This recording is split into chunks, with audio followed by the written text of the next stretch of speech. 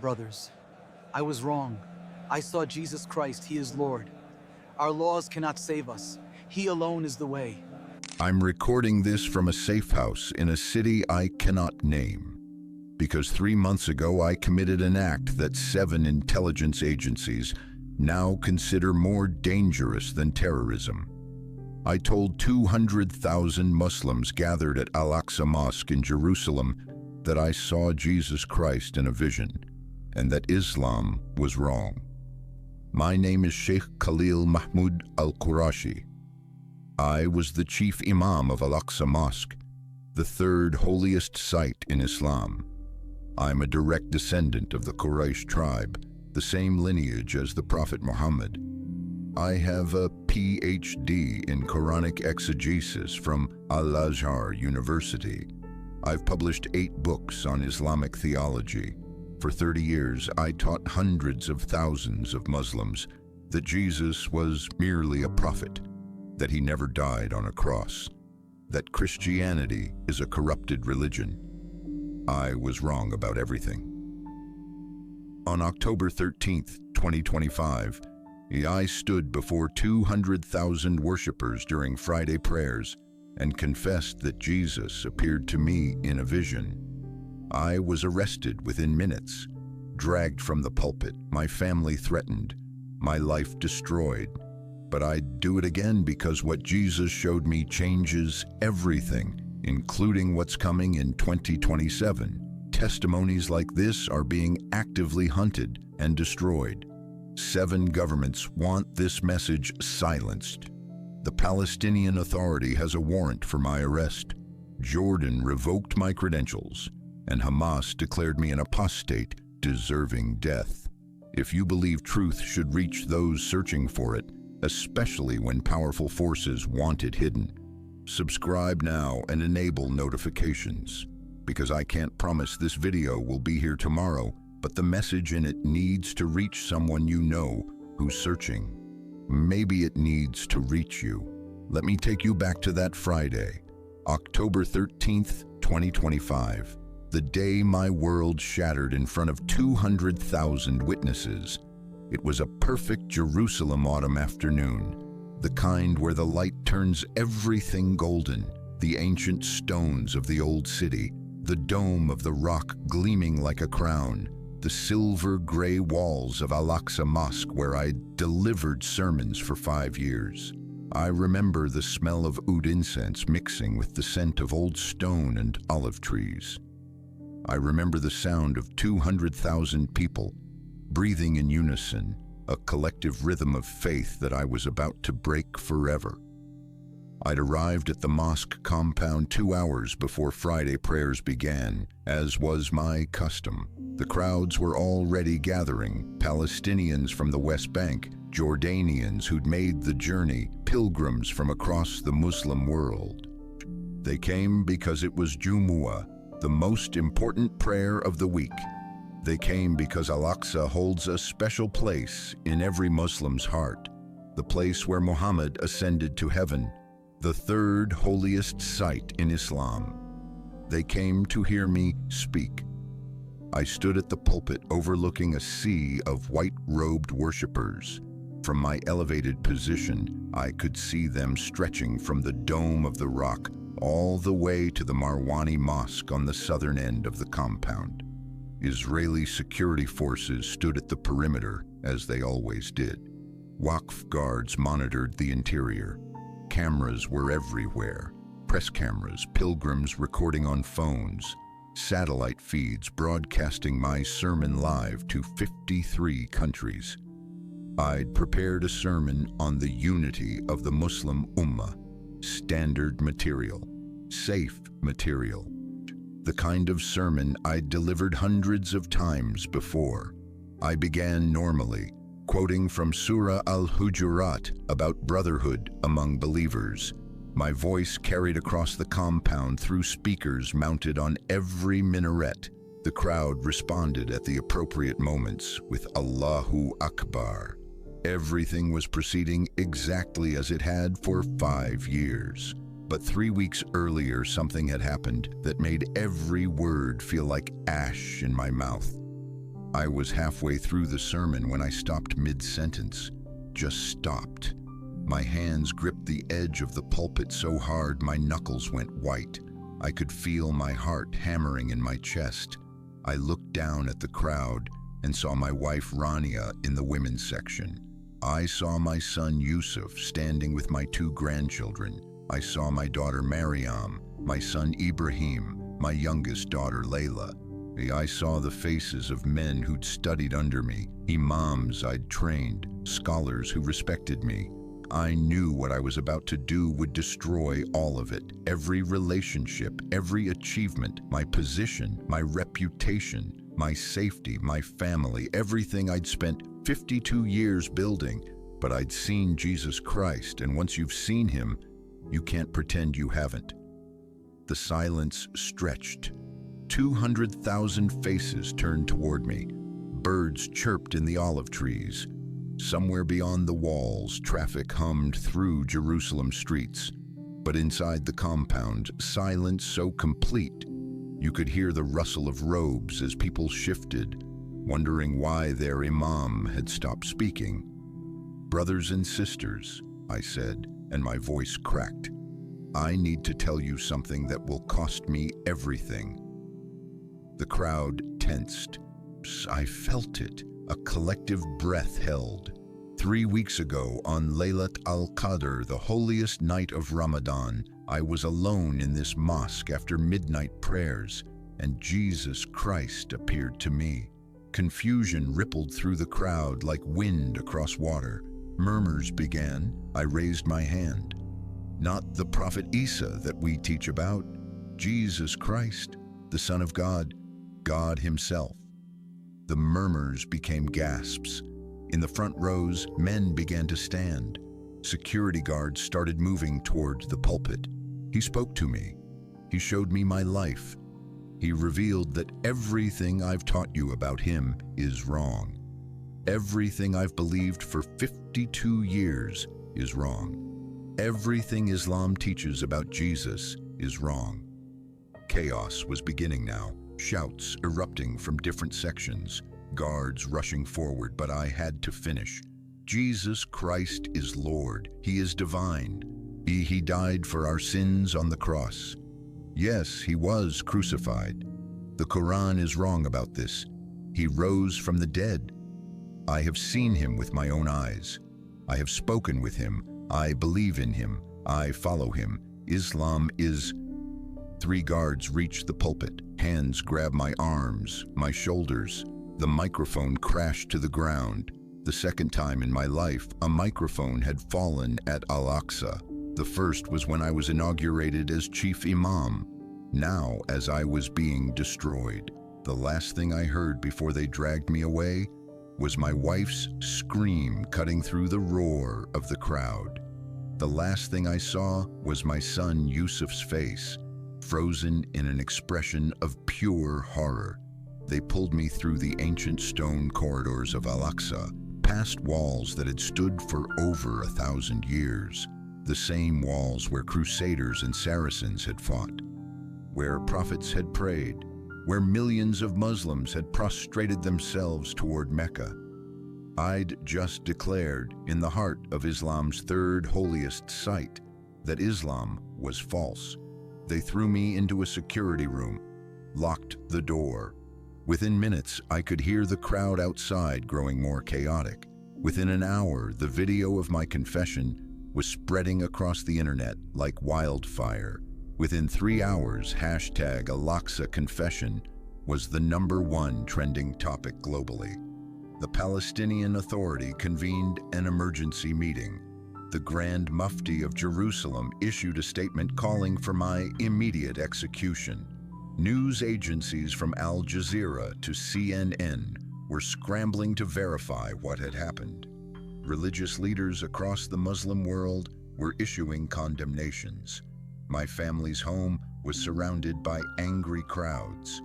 My wife and children were escorted to safety by police. I sat in that security room with my hands shaking and my heart pounding, knowing I'd just set fire to my entire existence. They would call me insane, possessed, a traitor, apostate.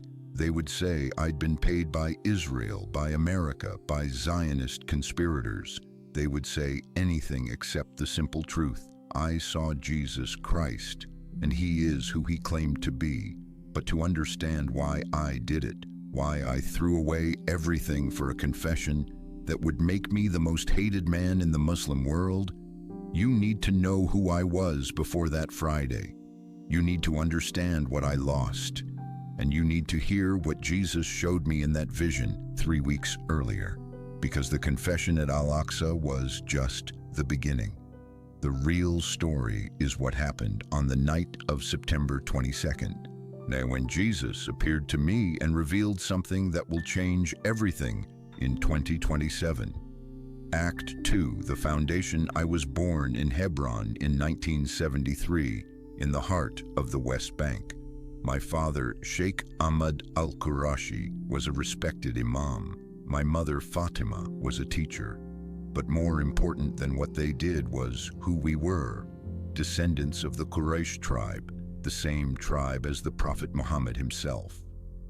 In Islamic culture, lineage matters, and our lineage opened doors. My earliest memory is sitting in my father's study at age 5, surrounded by ancient manuscripts and the smell of mint tea. He was teaching me to recite Surah Al-Fatiha, the opening chapter of the Quran. I can still feel his hand on my head, guiding my pronunciation, correcting my tajweed. Khalil, he said, you carry the blood of the Prophet. Allah has plans for you. That sentence defined my childhood. Everything I did, every choice I made, was shadowed by the weight of expectation. I memorized the Quran's 6,236 verses by age 11. The entire Muslim community of Hebron celebrated. My father wept with pride. The local imam declared, "This boy will serve Allah at the highest levels." The pressure was immense. Other boys could make mistakes, could be ordinary. I couldn't. I carried the Prophet's blood. To fail was to disgrace not just my family, but centuries of heritage. At 18, I left Hebron for Cairo to study at Al-Azhar University, the most prestigious Islamic institution in the world. 5 years of Islamic jurisprudence. Then the Islamic University of Medina for advanced Hadith studies. Then back to Al-Azhar for my doctorate in Quranic Exegesis. My dissertation analyzed the principle of abrogation, how later Quranic verses supersede earlier ones. It was published, praised. I was being groomed for Islamic leadership. I returned to Palestine at age 28 and married Rania, the daughter of a respected teacher from Ramallah. She was 26, beautiful, devout, everything a Muslim man could want. We settled in Jerusalem. I began teaching at the Islamic College. My reputation grew. I was eloquent, scholarly, and, critically, diplomatic.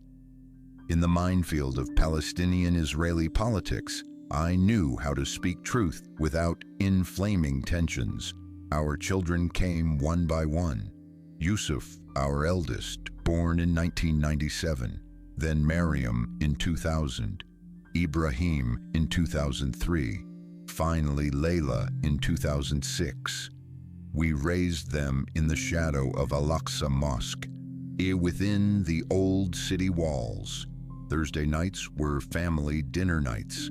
I can still see those evenings. Rania serving traditional Palestinian dishes, the smell of makluba and kunafa filling our small apartment, our children's laughter echoing off stone walls that had stood for centuries. I taught Yusuf to recite Quran the way my father had taught me.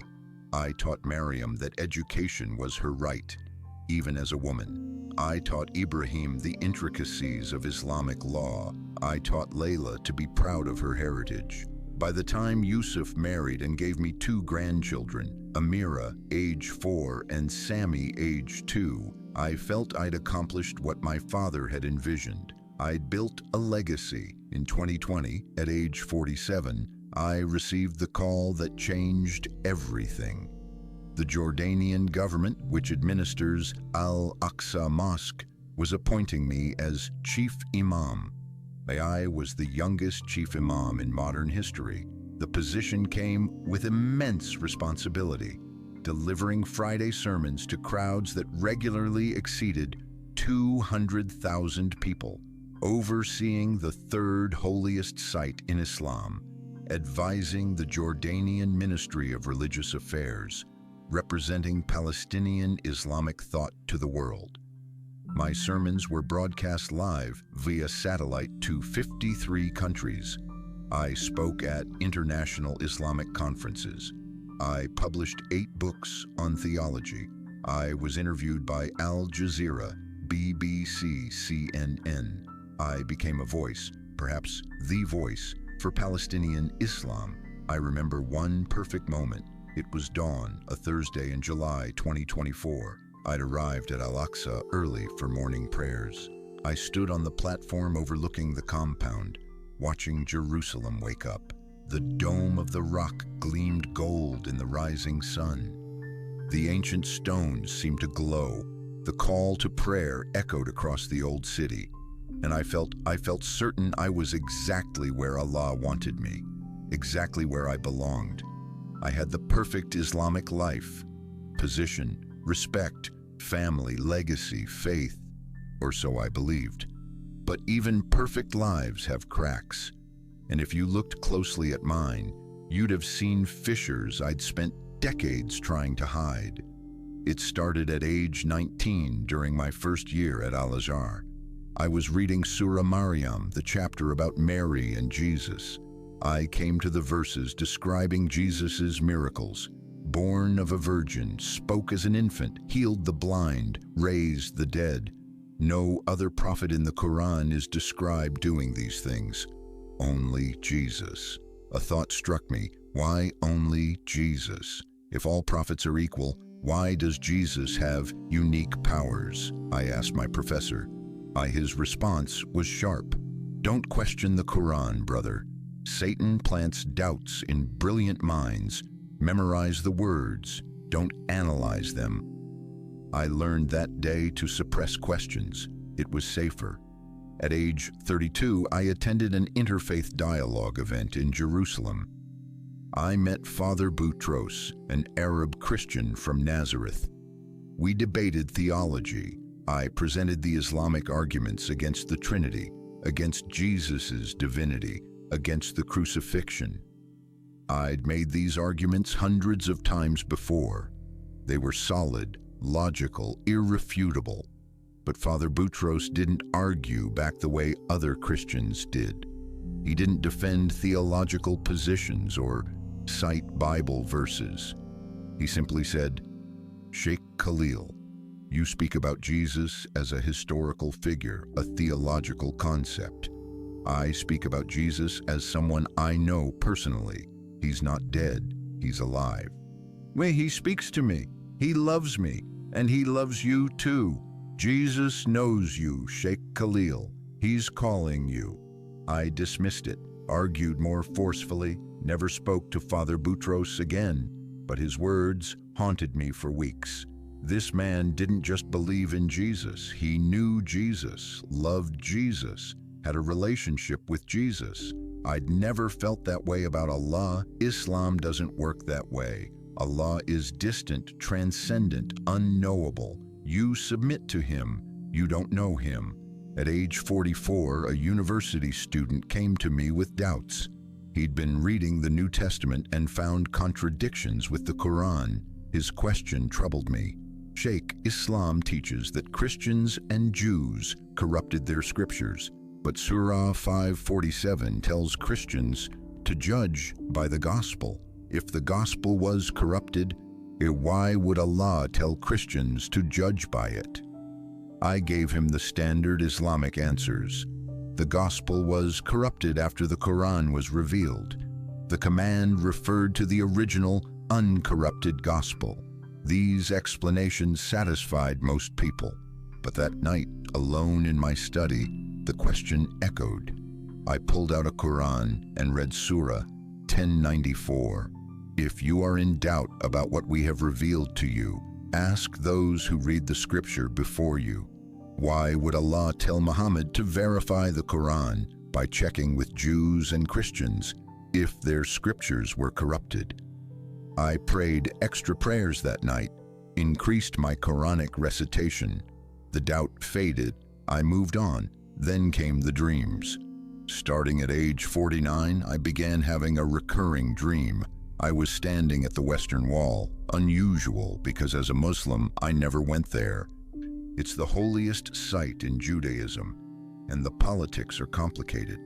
But in the dream, I was there, and a man in white appeared. His face was obscured by light, but I could see his hands reaching toward me. He called my name, Khalil. I'd wake up in a cold sweat, disturbed. But I told no one, not Rania, not my colleagues. I dismissed it as stress, something I ate, my imagination working overtime. The dream came 7 times over 3 years, always the same. The Western Wall, the man in white, my name spoken with such tenderness it made my chest ache. The 7th time, 1 week before Laylat al-Qadr 2025, the dream was different. The man in white extended his hands fully toward me, and I saw scars, deep scars on his palms and wrists, the kind of scars you'd get from being nailed to something. I woke up gasping. Rania stirred beside me. "So, are you okay?" she asked. "Just a dream," I said. "Go back to sleep." But I couldn't sleep, because I knew even then who the man in white was. I just wasn't ready to admit it. 1 week later, on the night of Laylat al-Qadr, I could no longer avoid the truth. Sheikh Khalil gave up his title as Chief Imam of Al-Aqsa, a position men spend lifetimes pursuing.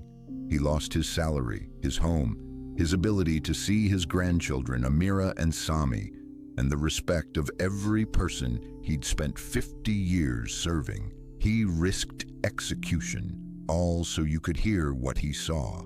The least we can do is ensure his sacrifice wasn't in vain. Subscribe right now and share this testimony with someone who needs to hear it. Honor what it cost him by not letting it end with you. Someone in your life is searching. Send this to them. Act 3, The Night of the Vision, September 22nd, 2025. Laylat al-Qadr, the Night of Power. Muslims believe this night is better than 1,000 months. It's the night when the Quran was first revealed to Muhammad, the night when angels descend to earth, the night when Allah determines every person's destiny for the coming year. Every Muslim seeks to spend this night in prayer, begging for mercy, asking for blessings. I'd spent 49 Laylat al-Qadrs in prayer, but the 50th would be different. The evening prayers at Al-Aqsa that night drew enormous crowds. The compound was packed with tens of thousands of worshippers. We prayed together, recited Quran together, made dua together. By midnight, most had gone home. But as Chief Imam, I often stayed later, savoring the silence. The connection with Allah I felt in that ancient place. By 1 a.m. I was alone. The mosque was still. The only sounds were my own breathing and the distant hum of Jerusalem at night. The dome of the rock was illuminated against the darkness, its golden surface glowing like a beacon. The smell of oud incense lingered from the earlier prayers. Olive trees rustled in the cool September breeze. I knelt on my prayer rug, facing Mecca as I'd done tens of thousands of times before. I began making dua. Allah, guide me, show me truth, make me faithful to you, use me for your glory. I didn't know I was praying to the wrong God, or that my prayer was about to be answered in the most terrifying way possible. Suddenly the air changed, not the temperature, something else.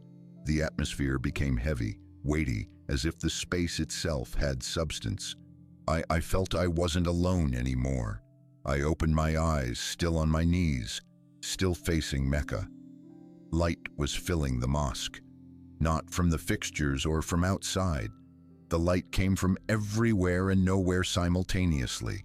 It grew brighter and brighter until I had to shield my eyes.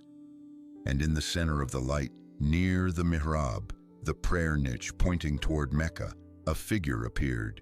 A man in white, but not just wearing white. His essence was light. His face was clear, distinct, more real than anything I'd ever seen. His eyes held infinite compassion and absolute authority at the same time. And his hands bore scars, deep, unmistakable scars on the palms and wrists, the same scars I'd seen in my dream 1 week earlier. I knew immediately who he was, though I'd denied him for 52 years. Though I'd taught hundreds of thousands of people he was merely a prophet, though I'd written 8 books explaining why he couldn't be divine, I knew. Jesus, not Isa, Jesus Christ. Everything Islamic teaching said was wrong. He was standing before me, divine, bearing crucifixion scars, risen from the dead. The evidence was right there in those wounded hands. I tried to speak, couldn't. My voice had left me. I tried to move, couldn't. Not because I was physically restrained, but because I was in the presence of absolute holiness. My body couldn't function. I could only kneel there, trembling, as he looked at me with eyes that saw everything I'd ever done, every lie I'd ever told, every soul I'd ever led astray. Then he spoke. His voice wasn't loud, but I felt it in my chest, in my bones, in the deepest part of my being. So Khalil. He used my name, intimate, personal, like he'd known me my entire life, like he'd been watching me, calling me, waiting for me. You've been running from me for a long time. The words hit like a physical blow because they were true. Every suppressed question, every ignored dream, every time I'd encountered evidence and turned away, I'd been running, not because there was no evidence, because accepting the evidence would cost me everything. I managed to force words out. Lord, I didn't know. I thought you were just a prophet. His response cut through every excuse I'd constructed over 5 decades. You knew more than you admitted, Khalil. You suppressed it because the cost was too high. Then he showed me my life. The scene around me shifted.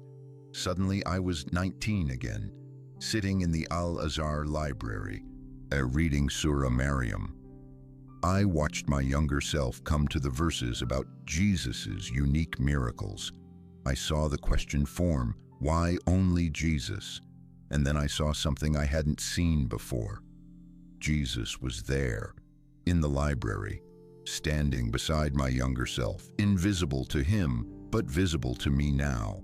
Watching, waiting, calling, the thought that had struck me, why only Jesus, wasn't random. It was the Holy Spirit prompting me.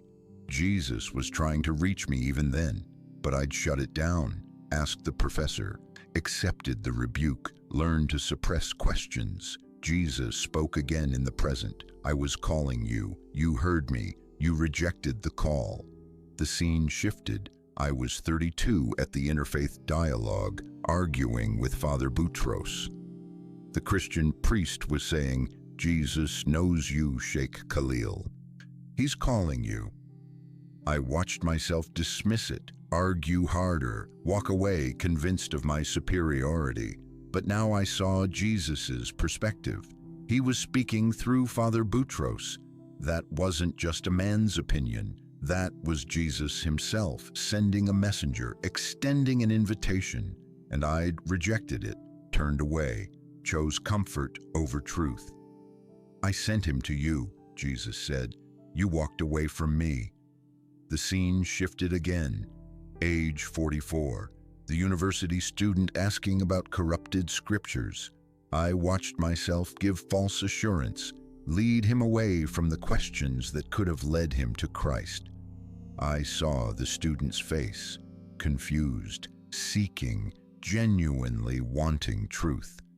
And I saw myself shut down his search, to protect my own position. Jesus' voice was heavy with sorrow. You led him away from me because you were afraid of where his questions might lead you. He was seeking. You blocked his path. Then he showed me what happened to that student. Graduated, became a teacher of Islamic studies, trained hundreds of other students in the same false doctrines I'd taught him. And 2 years ago, one of those students joined a radical group and died in a suicide bombing, killing 6 people. The ripple effects of one moment of cowardice. I wanted to vomit, wanted to disappear. The weight of what I'd done was crushing me. Then he showed me all 7 dreams, each one replaying. The man in white at the Western Wall, reaching for me, calling my name. 7 invitations over 3 years. 7 times I'd called them indigestion or stress or imagination. I came to you in sleep 7 times, Jesus said. You called them dreams. They were visitations. I was pursuing you even as you taught against me. The pattern became clear. Jesus had been calling me for 30 years, in questions, in encounters, in books, in dreams, in the still, small voice I'd attributed to conscience. He'd been there, reaching, inviting, loving me, even as I denied him. Why? I asked. It was all I could manage, because you chose comfort over truth, safety over me. You knew the evidence pointed to me. You knew the questions had no good answers. You knew Islam's explanations were insufficient. But accepting the truth would cost you your position, your family's respect, your identity, your community, so you suppressed it, you ran, you led others away from me to avoid facing the truth yourself. I was overwhelmed by guilt. 30 years of false teaching, 8 books denying Christ's divinity, hundreds of thousands of people trusting me, believing me, following my guidance away from Jesus. Students I'd trained who were now training others, ripple effects across generations, across nations, souls lost because I'd been too afraid to admit the truth. How many? I asked. How many souls because of me? Jesus showed me faces, specific people. The student who'd asked about corrupted scriptures, now teaching Islamic studies, leading others astray. A man I'd counseled who was considering Christianity, I talked him out of it, and he died in a car accident 5 years later without Christ. A young woman who'd had a vision of Jesus but came to me for advice. I convinced her it was Satan, and she returned to strict Islam. Dozens, hundreds, maybe thousands. The weight was unbearable. I collapsed forward on my face. I deserve hell, I said. I meant it. If there was a hell, and looking at Jesus, I knew there was. I deserved to be in it. For 30 years of lies, for leading people away from the truth standing before me. Silence. Silence that felt like eternity. I waited for judgment, waited for condemnation, waited for him to tell me what I already knew. I was guilty beyond redemption. Then Jesus said something that broke me completely. Yes, you do. I braced for destruction, but he continued, that's why I died for you. He extended his hands toward me. The scars were vivid, terrible, beautiful. I could see where nails had torn through flesh, where blood had poured out, where he'd been fixed to wood and left to suffocate. I died for this, Khalil, for your pride, for your cowardice, for your false teaching, for every soul you led astray, for every sin you've committed, for every moment you ran from me. I died for all of it. These scars paid for your guilt. I couldn't process it. But I denied you for 52 years. I taught against you, wrote books refuting your divinity, led thousands away from you. How can your death cover that? Jesus knelt down beside me. I could see his face clearly now. There was no condemnation in his eyes, only love, fierce, unrelenting, incomprehensible love. Because my death covers everything, every sin of every person who has ever lived or ever will live. The question isn't whether my sacrifice is sufficient. It is. The question is whether you'll receive it. You have a choice, Khalil. You can face judgment now. Answer for every word, every false teaching, every soul misled. Receive what your works deserve.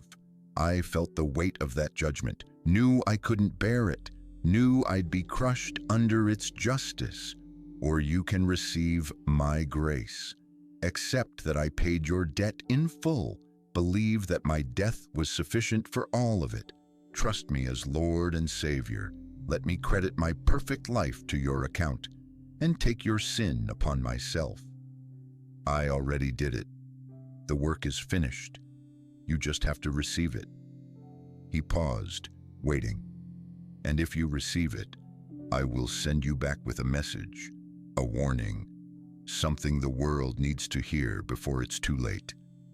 I looked at those scarred hands, a thought of my own scarred soul, realized that everything I'd built my life on was false, but everything he offered was true. Why would you offer me mercy? I asked. I'm your enemy. I've spent my life opposing you. Jesus smiled. It was the most beautiful thing I'd ever seen. Because I love you, Khalil. I've always loved you. I loved you when you were born in Hebron. I loved you when you memorized the Quran, thinking you were serving God. I loved you when you taught against me. I loved you when you ignored my calls.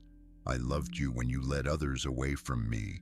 I love you now, and I'm offering you life, real life, eternal life, forgiveness, freedom, relationship, everything you've been searching for in Islam, but never found because it isn't there. It's only in me. The choice was before me. I could refuse. I go back to my perfect Islamic life.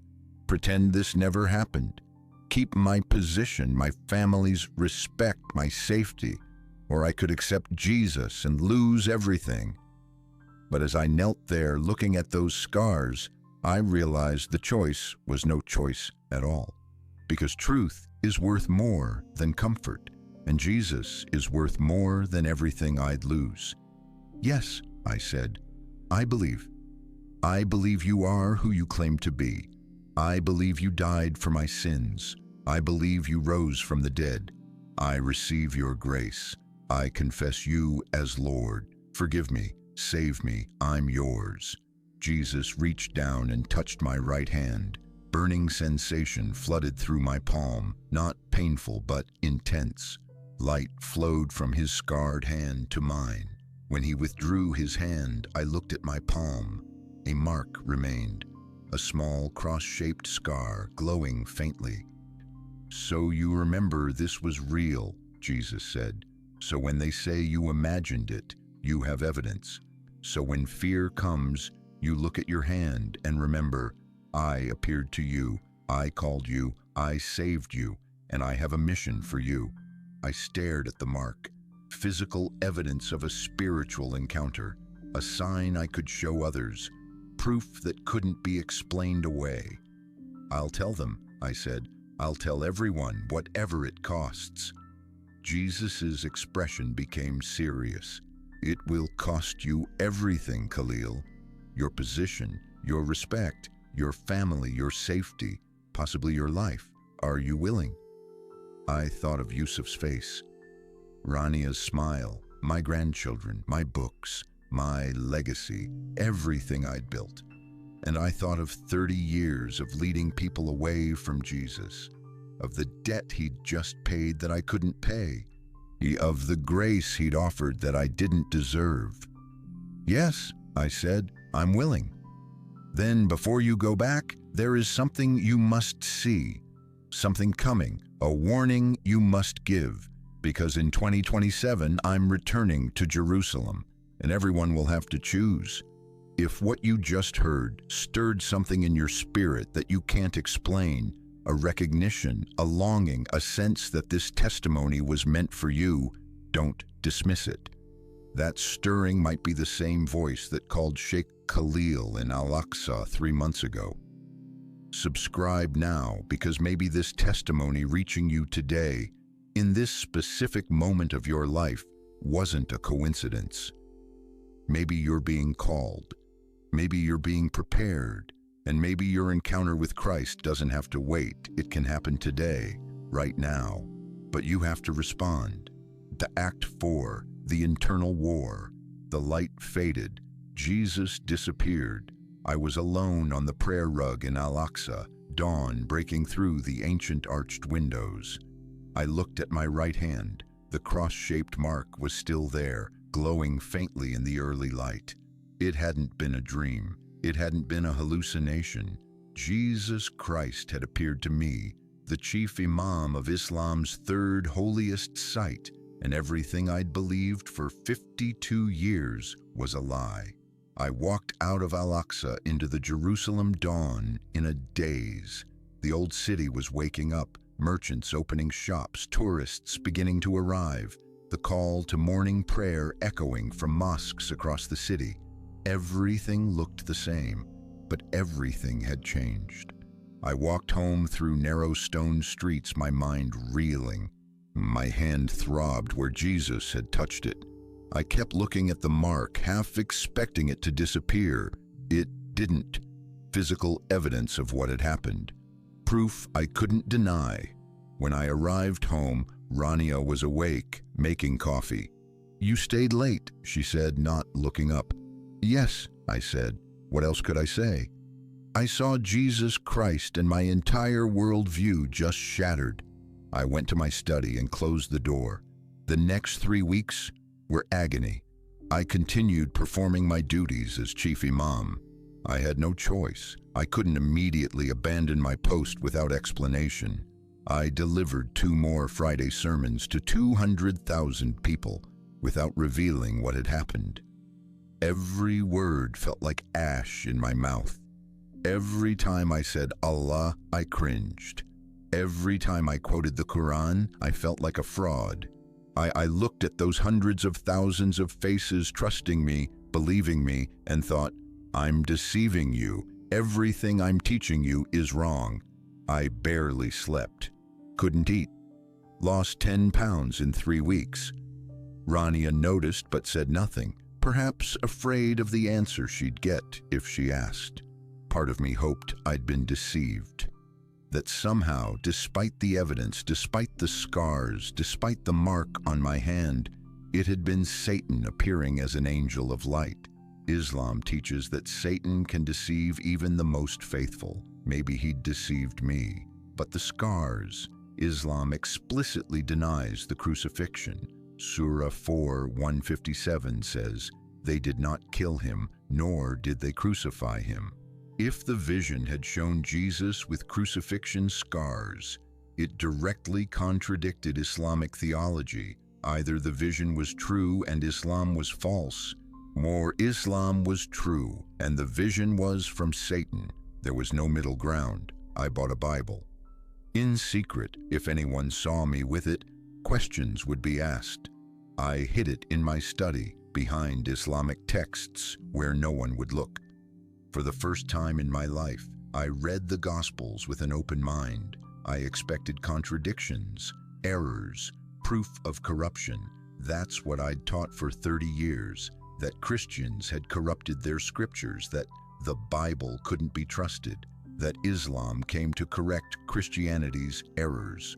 Instead, I found consistency, eyewitness accounts, historical details. The Jesus of the Gospels matched the Jesus I'd met.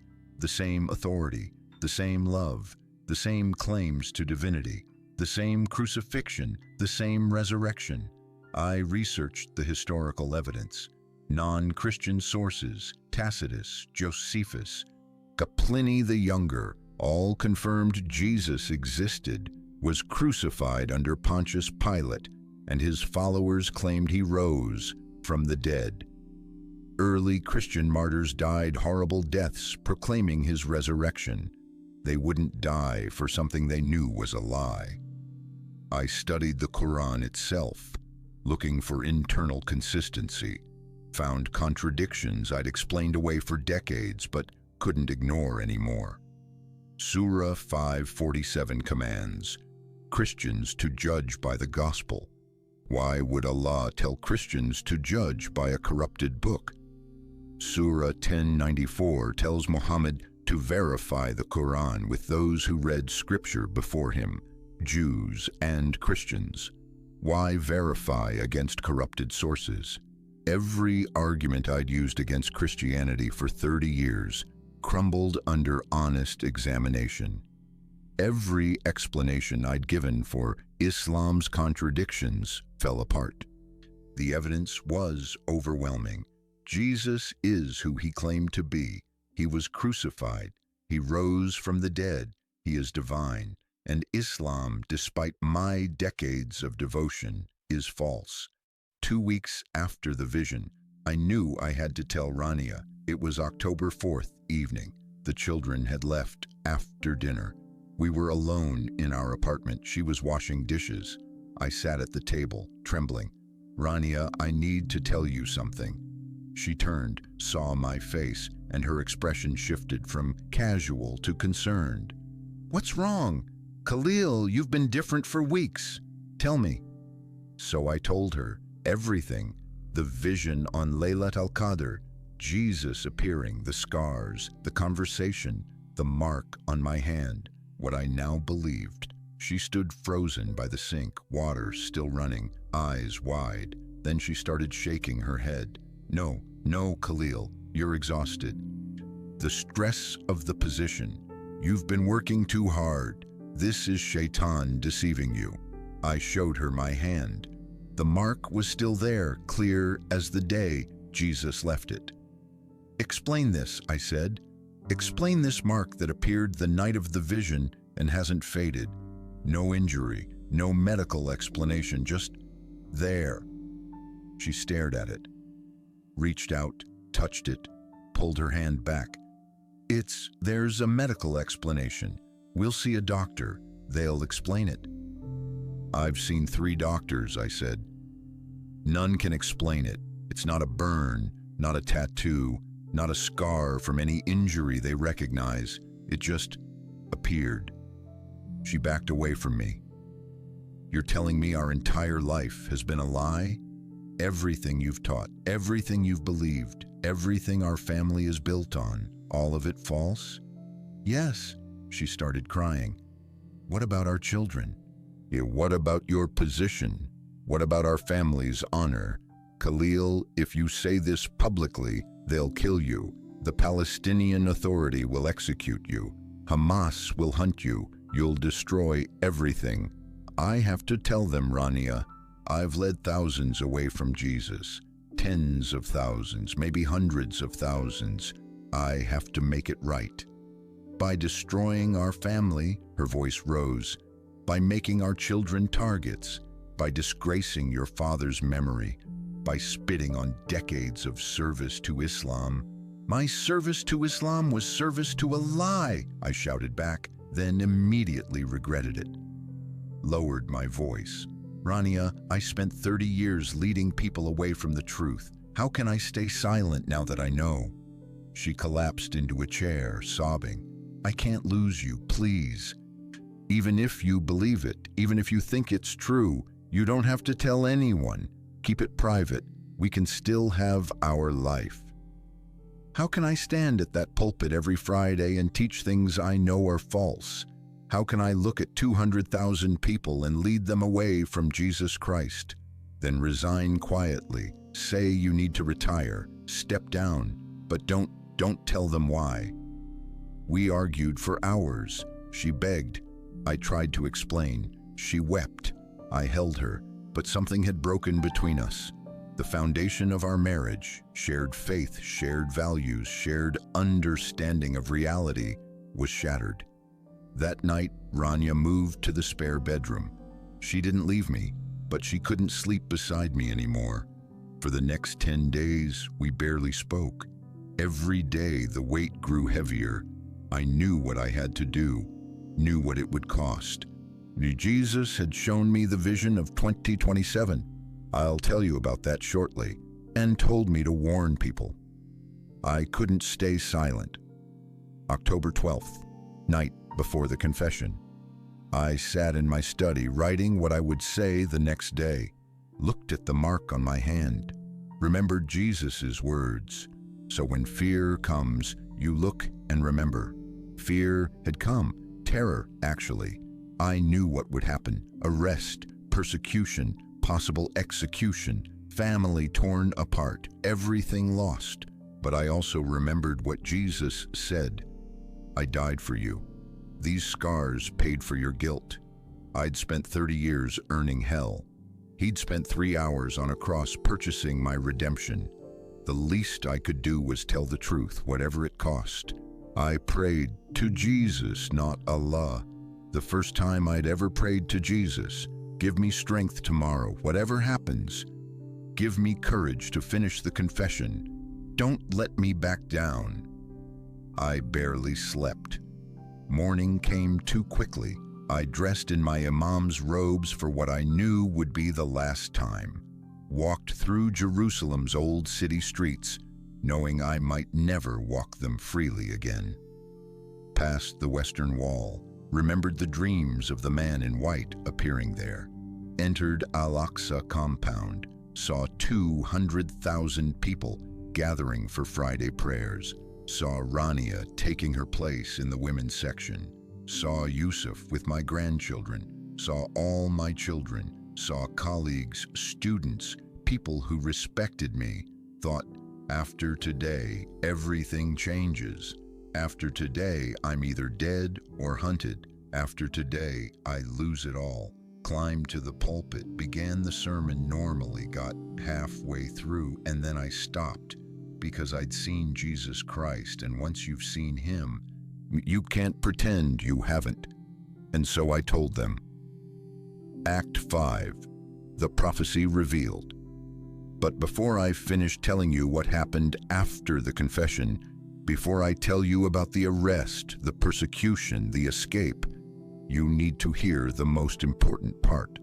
The reason Jesus appeared to me wasn't just to save me, it was to send me back with a warning about what's coming in 2027. During the vision, after I accepted Jesus, after he marked my hand, he said, before you go back, there is something you must see, something coming, a warning you must give. The light around us shifted, reality bent.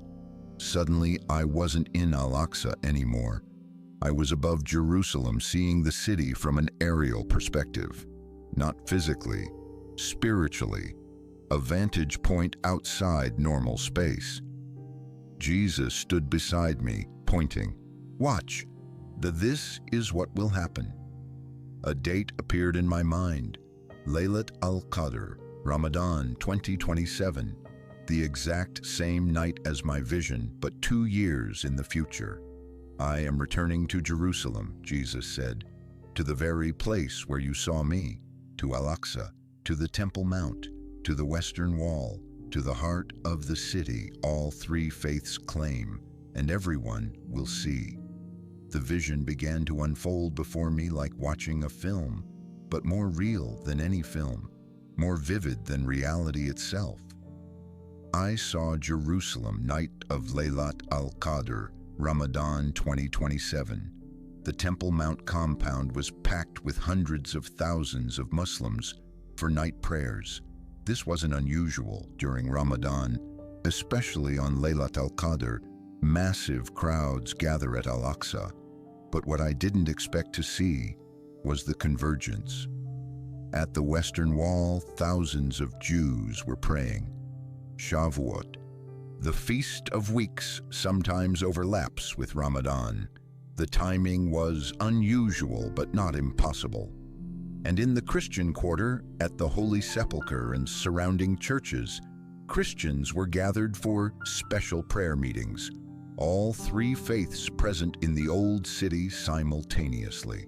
Muslims at Al-Aqsa, Jews at the Western Wall, Christians at the Holy Sepulchre, all within a quarter mile of each other. Around 3 a.m. during the Muslim Tahajjud night prayers, the sky above the Temple Mount began to change. A glow appeared, subtle at first, then intensifying, Not like aurora borealis, not like searchlights. Something else, something unexplainable. Everyone looked up. Muslims mid-prayer, Jews at the wall, Christians in their churches, secular residents of Jerusalem, Israeli soldiers, Palestinian police, tourists, everyone. The light grew brighter, more focused, and in the center of the light a figure appeared, descending from the sky, visible from every angle, from Al-Aqsa, from the Western Wall, from the Mount of Olives, from the Holy Sepulchre, from every vantage point in the old city. Jesus Christ in glory, not hidden, not private, not a vision that only one person could see, physical, visible, undeniable, his form clothed in white, light radiating from him, his face clear, distinct, and even from a distance his scars were visible on his hands, his feet, his side, the marks of crucifixion impossible to miss. The response was instant chaos. At Al-Aqsa, prayers stopped mid-prostration. Confusion swept through the crowd. "That's Isa," some shouted. Others, "No, that's not Isa, that's..." They couldn't finish the sentence because what they were seeing contradicted everything Islam taught. Some Muslims fell on their faces in terror. Others reached out their hands, weeping. Many recognized him from dreams they'd been having. The same dreams thousands are having now, dreams of Jesus calling them by name. But seeing him physically, undeniably present above Islam's third holiest site was overwhelming. The imams were paralyzed. Islamic teaching shattered in an instant. Jesus was above Al-Aqsa, demonstrating his authority over the site Islam claims. At the Western Wall, Jews looked up, shock and wonder on their faces. "Moshiach," some shouted, "Messiah." Others said, "Yeshua, it's Yeshua." The debate was instant. Is this the Messiah we've been waiting for? But the scars were visible. Crucifixion wounds. The very evidence most Jews had rejected for 2,000 years was right there, undeniable. Some fell to their knees immediately. Others stood frozen, unable to process what they were seeing. At the Holy Sepulchre and throughout the Christian quarter, believers were weeping, falling to their knees, raising their hands. He's returned. Jesus has returned. Years of waiting, centuries of hope, culminating in this moment.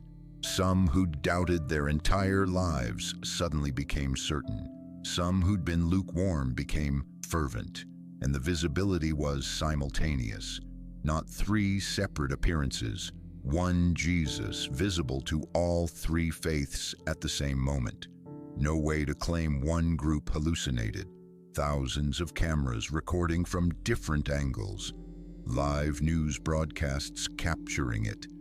Satellite footage showing the light over Jerusalem visible from space. Then Jesus spoke. His voice wasn't loud, but it carried across the entire old city supernaturally. Different witnesses would later report hearing him in their own languages, Arabic, Hebrew, English, all simultaneously comprehensible. "I am Jesus Christ, the Son of God. I died for your sins on the cross. I rose from the dead on the third day. I am the way, the truth, and the life. No one comes to the Father except through me." The declaration hit like a shockwave. Muslims hearing Jesus claim divinity, the very claim Islam denies. Jews hearing Jesus identify himself as the Messiah they'd rejected. Christians hearing confirmation of everything they'd believed. "I have come to call you, Muslim, Jew, Gentile, to myself. Turn from your idols, your false teachings, your self-righteousness, your attempts to earn salvation through works. Receive my grace, believe in me, follow me. Time is short, the day of judgment approaches. Choose now." The appearance lasted approximately 15 minutes, long enough for thousands to record it on their phones, long enough that no one could claim it was lightning or a meteor. or mass hallucination, long enough for absolute certainty. Then the light intensified until it became overwhelming. When it faded, Jesus was gone. But everything had changed. Jesus showed me the immediate aftermath. Governments convening emergency meetings, religious authorities scrambling for explanations, scientists unable to explain the phenomenon. Too many independent recordings from too many angles, all showing the same thing. Social media exploding within minutes. The hashtag Jerusalem 2027, trending #1 worldwide. Attempts to censor and delete the footage, failing because it was too widespread. Islamic authorities immediately declared it was jinn, demons, or advanced hologram technology. Grand muftis issued fatwas declaring it deception, but the evidence was overwhelming. Too many Muslims had seen it with their own eyes. Too many had recorded it. Too many recognized him from their dreams. Some imams converted immediately, publicly. Others doubled down on denial. The Islamic world began to fracture. Jewish authorities debated fiercely. Was this truly the Messiah? Some rabbis said yes, pointing to fulfilled prophecies. Others said it was a false Messiah, citing reasons to reject him. Reform, Orthodox, conservative Judaism, all divided, but tens of thousands of individual Jews believed immediately. Christian leaders mostly celebrated, declaring it the beginning of the end times. Some were cautious, questioning whether it was truly Jesus or a deception. But biblical Christians recognized the fulfillment of prophecy, and then came the conversions. Within 24 hours of the 2027 appearance, thousands confessed faith in Jesus publicly. Within a week, hundreds of thousands. Within a month, millions. The vast majority from Muslim backgrounds. The wall that had kept Muslims from Christ for 14 centuries, finally broken by Jesus himself appearing above their holy site, but also Jews, Hindus, Buddhists, atheists, people from every background responding to what they'd seen. Jesus showed me something else. The same night as the 2027 appearance, millions of Muslims worldwide, not just in Jerusalem, had dreams of Jesus simultaneously. All the same night, Jesus calling them by name, inviting them to follow him. The pattern that's been happening since 2023, accelerating exponentially. Governments tried to suppress it. Executions began in some Muslim countries, but martyrdom inspired more conversions. Underground churches formed across the Muslim world. House meetings, secret baptisms, coordinated testimonies spreading faster than authorities could stop them. Jesus showed me faces. Former Wahhabi imams in Saudi Arabia leading churches, revolutionary guards in Iran converting, entire villages in Pakistan turning to Christ, millions in Indonesia being baptized, Turkey, North Africa, the Middle East, a wave of faith sweeping the Muslim world. The greatest mass conversion in history, triggered by Jesus himself appearing at the nexus of three faiths, forcing everyone to make a choice. I asked during the vision, why Jerusalem? Why that specific date? Jesus answered, Jerusalem is the geographic center of the three Abrahamic faiths, the city where I was crucified and rose from the dead. Muslims, Jews, and Christians all have claim to it. All must respond to me there. It's prophetically significant. It's disputed territory. I'm claiming my authority over it. As for the timing, 2027 allows time for warning. People like you to prepare others. It's 60 years from a significant prophetic marker, the 1967 reunification of Jerusalem. It gives time for signs to manifest so people recognize it when it comes. Some will be ready because they were warned. Others will be shocked, but all will have to decide. Then he showed me signs to watch for, indicators that 2027 is approaching. There will be signs, Jesus said. Tell others to watch, so when it happens, they'll know you spoke truth. Sign 1 is already happening. Exponential increase in Muslims dreaming of Jesus.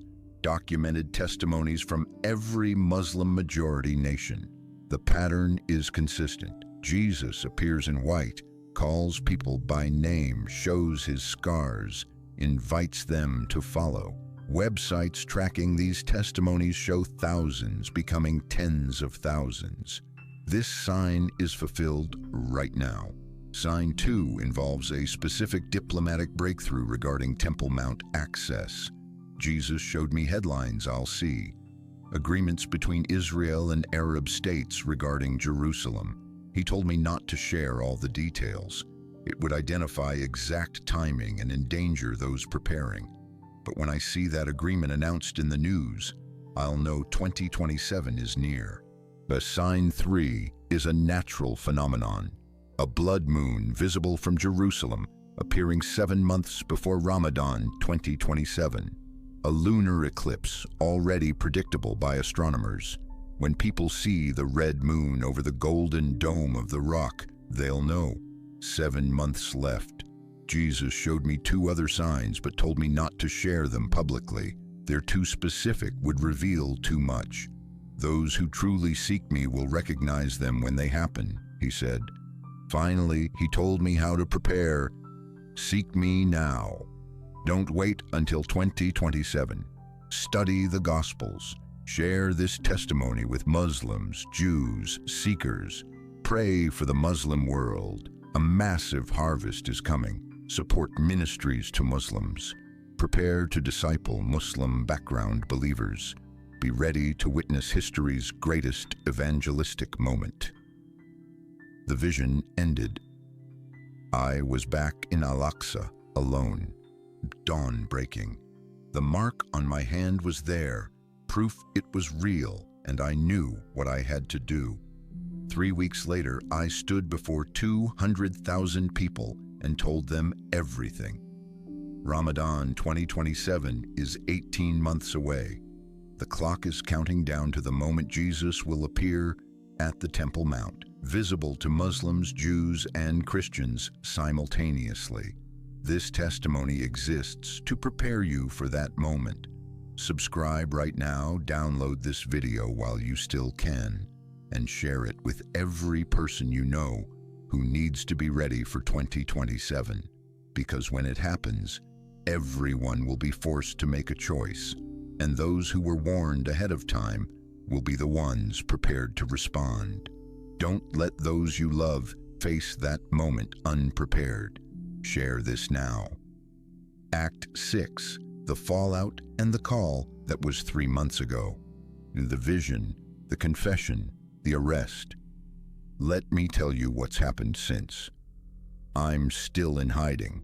The location I'm recording from cannot be disclosed. Multiple groups are hunting me. The Palestinian Authority, Jordanian authorities, Hamas operatives, rival imams, even some of my extended family. I move between safe houses every few weeks. An underground network of Palestinian Christian believers protects me, feeds me, provides communication equipment. The mark on my hand is still here. 3 months later, still visible. 3 doctors have examined it, 1 Muslim, 1 Jewish, 1 Christian. All confirmed the same thing. It's not a burn, not a tattoo, not a scar from any medical procedure they recognize. The tissue composition is unlike anything in medical literature. Under certain wavelengths of light, it glows faintly. It defies medical explanation. Let me tell you what happened immediately after the confession. I was dragged from the Al-Aqsa pulpit by 3 security guards. The video of my confession went viral within minutes. Hashtag Al-Aqsa Confession trended #1 globally. I was thrown into a Palestinian Authority security facility and interrogated for 72 hours straight. They accused me of apostasy, blasphemy, treason. They threatened execution. Recant publicly, they said. Call it temporary insanity, stress-induced delusion. We'll be merciful. Refuse, and you die. I refused. My family was placed under surveillance. Our home was surrounded by angry mobs. Death threats poured in. Property was vandalized. My son Yusuf was fired from his engineering job because of his association with an apostate father. My daughter Maryam was harassed at medical school. My son Ibrahim publicly denounced me to protect himself. My youngest daughter Layla had to transfer universities for safety. Multiple forces wanted me dead or silenced. The Palestinian Authority saw me as a political threat, undermining Islamic identity. The Jordanian Waqf revoked my credentials and wanted me arrested for desecrating Al-Aqsa. Hamas operatives considered apostasy punishable by death. Rival imams saw me as a professional threat. Extended family members demanded I be killed to restore family honor. During my first week of imprisonment, someone poisoned my food. I ate it and became violently ill. The prison doctor said the dose should have killed me. My survival was medically unexplained. Jesus' promise echoed in my mind. I will send you back with a message. He wasn't done with me yet.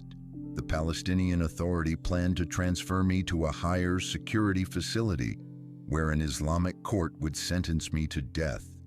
But the night before the transfer, the underground Christian network acted. I can't share details, security reasons, but I was smuggled through checkpoints in a coordinated rescue operation. I should be dead. God intervened. During that transfer, before the rescue, our convoy was ambushed. Unknown attackers, possibly Hamas, shot at the vehicles, forced mine off the road. It rolled multiple times, completely destroyed. The guards were killed. I survived with minor injuries. I was found crawling from the wreckage. I should have died. Twice they tried to kill me. Twice I survived. Jesus had work for me to do. But the cost has been staggering. My wife Rania didn't divorce me. This is important. She's not like the simplified stories you hear where the wife immediately leaves. Rania and I were married for 24 years. She still loves me, but our relationship is shattered. She hasn't accepted Christianity. She believes I'm deceived, possibly demon-possessed. She prays 5 times a day for my return to Islam. We have limited secret contact, monitored phone calls, encrypted messages. She's torn between love for her husband and devotion to her faith community. Her pain is real.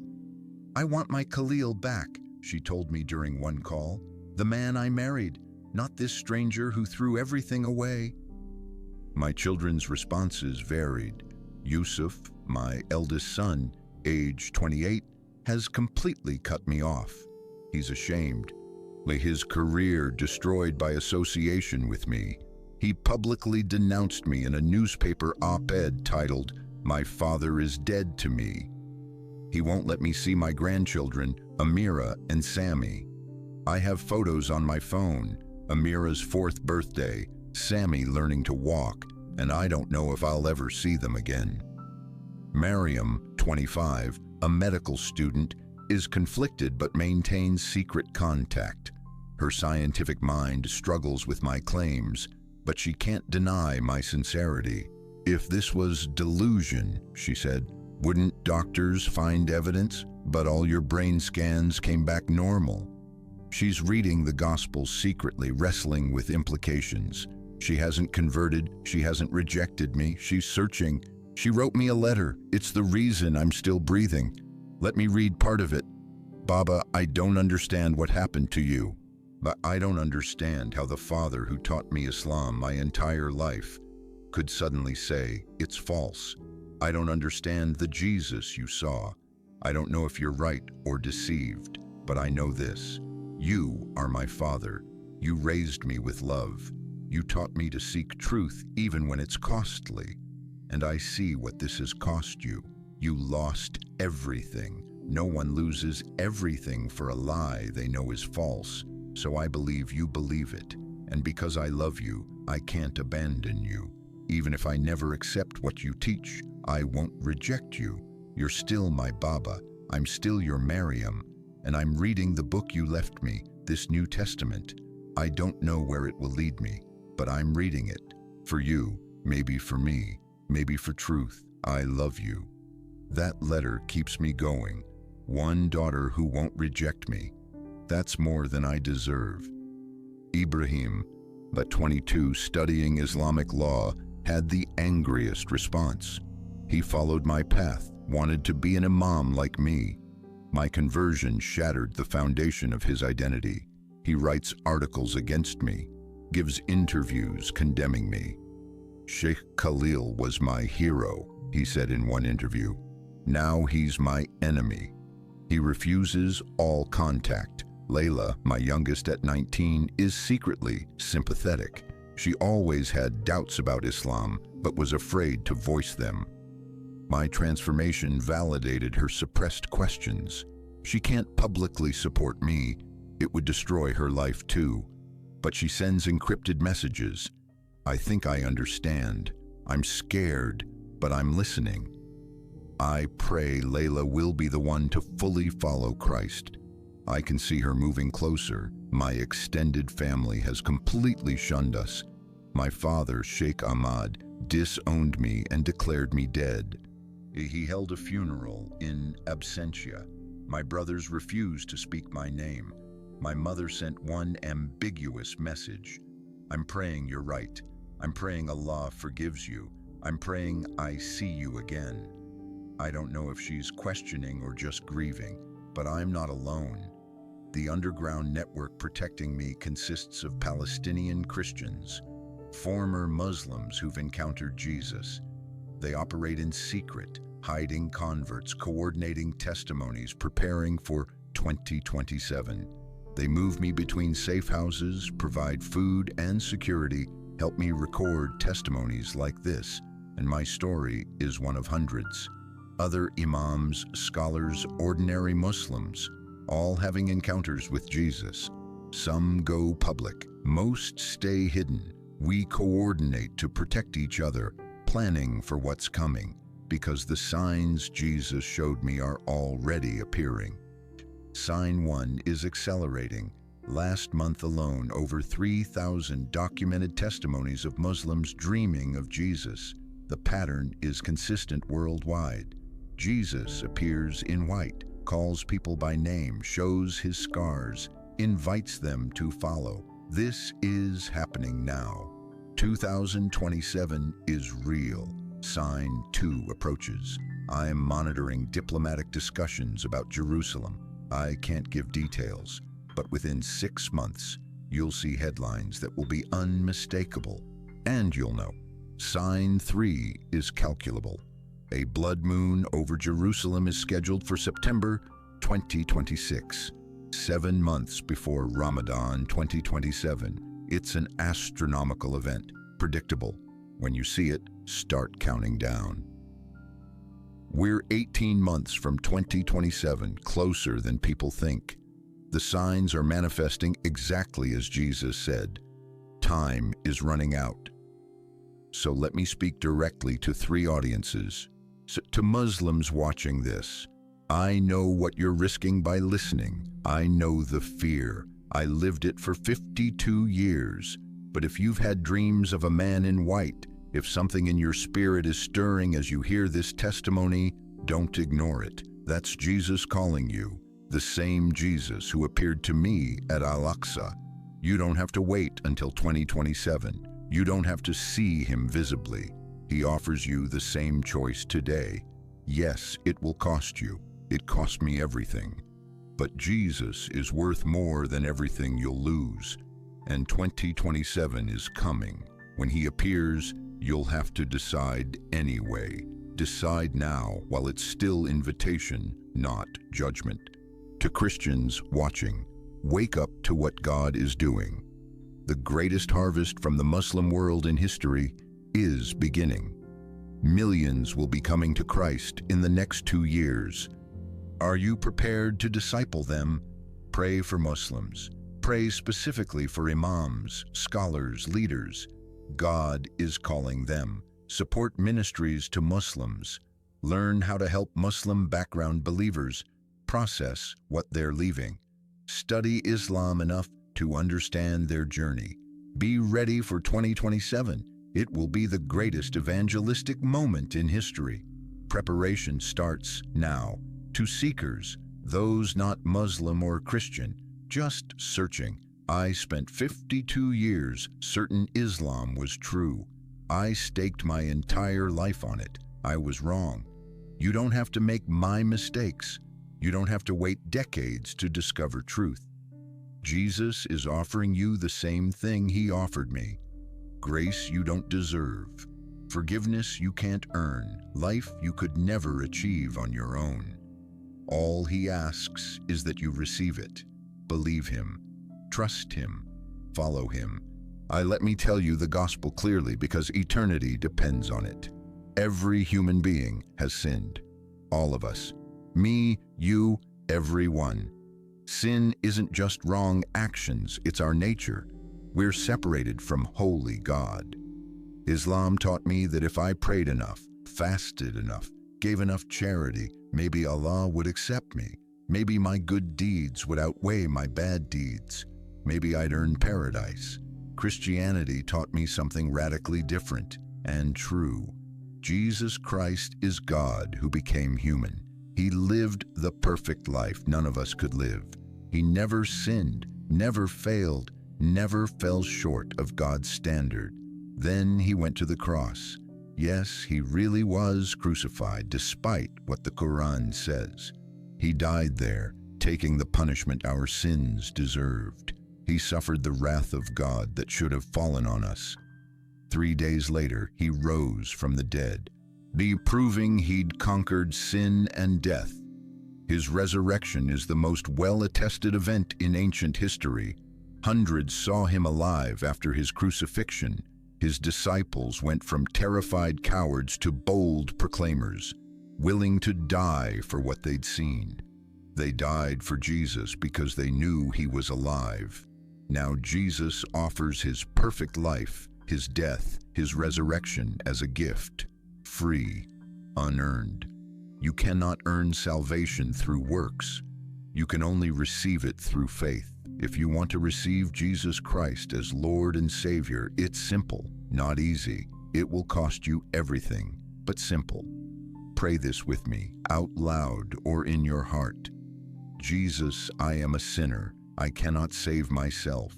I have failed to meet God's standard. I deserve judgment, but I believe you are God. I believe you died on the cross for my sins. I believe you rose from the dead. I receive your grace. I cannot earn it, so I accept it as a gift. Forgive me. Be my Lord. Be my Savior. I give you my life, whatever it costs. I trust you completely. Save me. Amen. If you prayed that sincerely, if you meant it, you are saved. Right now, this moment, not because you're worthy, because Jesus is worthy. Not because you'll be perfect, because Jesus was perfect for you. Not because you earned it, because Jesus gave it freely. Welcome to the family. Your eternity just changed. But your journey is just beginning. Find other believers. Read the Bible, starting with the Gospel of John. Pray every day. Tell someone what you just did, and get baptized as a public declaration of your faith. And get ready for 2027. If this testimony found you today, if it appeared in your feed, if someone sent it to you, if you clicked it for reasons you can't fully explain, consider the possibility it wasn't random. Maybe you're one of the people being called. Maybe your encounter with Jesus doesn't have to wait until 2027. Maybe it can happen today. Type the name Jesus in the comments to acknowledge you're ready to respond. Don't let this moment pass without acting, because in 18 months, everyone will be forced to choose. Those who choose today, while it's still invitation and not judgment, will be the ones prepared. Your eternity may depend on what you do in the next 60 seconds. Type Jesus now. Final revelation. Before I end this testimony, there's one detail most people will overlook, something that proves this is true even before 2027 arrives. Remember the mark on my hand? The cross-shaped scar Jesus left when he touched me during the vision? 3 doctors examined it. Dr. Hassan Khalidi, a Muslim physician from Ramallah, Dr. David Rosenberg, a Jewish doctor from Jerusalem, Dr. Michael Haddad, a Christian Arab doctor from Bethlehem. 3 different faiths, 3 different medical backgrounds, all examining the same mark. All 3 confirmed the same thing. It's not a burn, not a tattoo, not a scar from any known medical procedure. The tissue composition is unlike anything in medical literature. Under Wood's lamp, ultraviolet light used to examine skin conditions, it glows faintly. Tissue samples showed normal skin cells, but arranged in a pattern that shouldn't occur naturally. It appeared instantly the night of the vision. It hasn't faded in 3 months. Dr. Khalidi, the Muslim, said it's medically impossible. He has no explanation and refuses to speculate about religious significance, but he signed an affidavit. This marking has no medical cause I can identify. Dr. Rosenberg, the Jewish physician, said it defies biological explanation. If I hadn't examined it myself, I wouldn't believe it. The tissue is normal, but the formation is not. Dr. Haddad, the Christian doctor, examined it and wept. This is a miracle. There's no other explanation. God has marked you. All 3 signed affidavits. Copies have been distributed to the underground network. Photographs have been taken and archived in multiple locations. When 2027 comes, when Jesus appears exactly as he showed me, these documents will prove I saw him, will prove this wasn't delusion or deception, but you don't need to wait until 2027 for proof.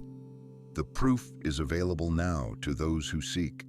Thousands of Muslims are having the same dreams I had.